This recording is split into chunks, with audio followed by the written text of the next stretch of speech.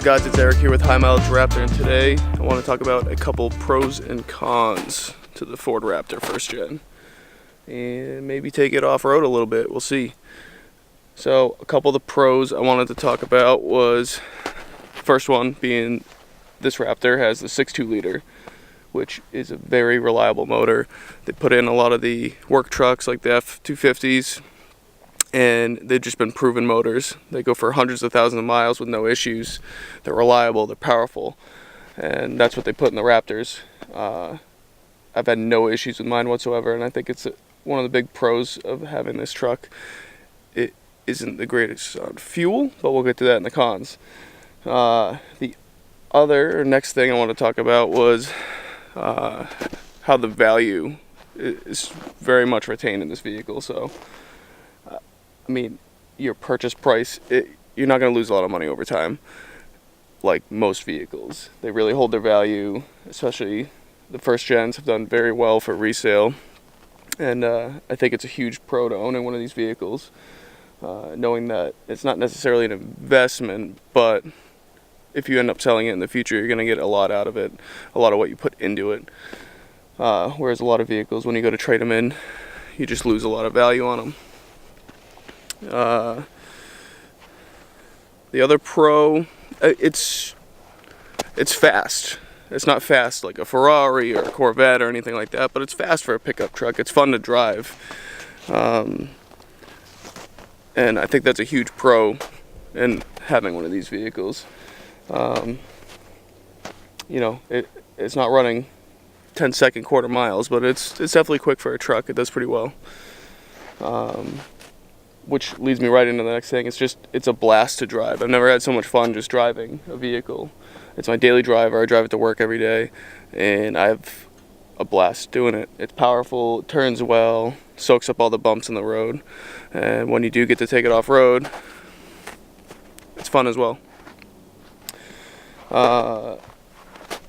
The other pro is just like all the upgraded components you get when you get one of these Ford Raptors. So the suspension components are all heavy duty and upgraded. You get a ton of suspension travel, so even if you are just using it for a daily driver, it's going to soak up all the bumps in the road, no problem, without an issue. So I think that's a huge pro. Now, as far as cons, there's definitely a couple things. Especially I've had this truck close to a year. One of the biggest cons that bothers me is parking. It's such a wide vehicle that parking spaces are a nightmare. It's tough to even fit between the lines most of the time, and you're always worried about someone slamming their door into yours or whatever. It's just a tough vehicle to park in parking lots. It fits in my garage barely, but it does fit in there. But that's one of the biggest cons for me. Just going to the grocery store can be a process because I have to park so far away, so people aren't right up on me. Fuel mileage is the next con. It doesn't do terrible on fuel. I average 15-16 miles per gallon. That's with some highway and around town driving. It's not great by any means, but it's not horrible either. So it's on the cons list, but it's not too bad. Let's see, on the cons list I put attention. So this truck gets a lot of attention, right? It's a head turner. Any guy going down the road sees a Raptor, they're gonna look at it. But I put attention under cons because a lot of times I get some bad attention. Because it is such a nightmare to park at times. I parked on a parking lot once, and it was right on the lines because it's such a wide vehicle.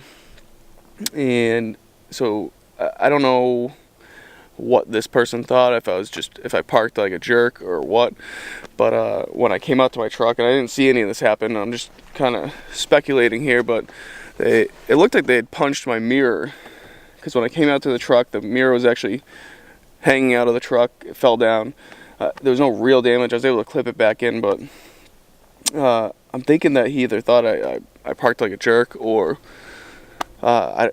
sometimes I just get bad attention. A lot of people think like anyone with a Raptor, they just have rich parents and that's how they got it, where I mean, this truck wasn't that expensive. A few of my buddies that have newer F-150s spent more than I did, so I don't understand why I get so much bad attention, but I don't know. I mean, I'm fairly certain that's what happened. I don't think the mirror just popped out on its own, but who knows? Who knows?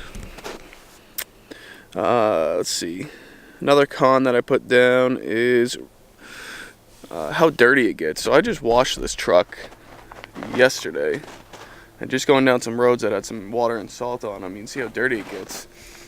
Because it's so wide and the tires stick out so much, it just kicks up so much road debris and it gets dirty so quick. It is nearly impossible to keep clean.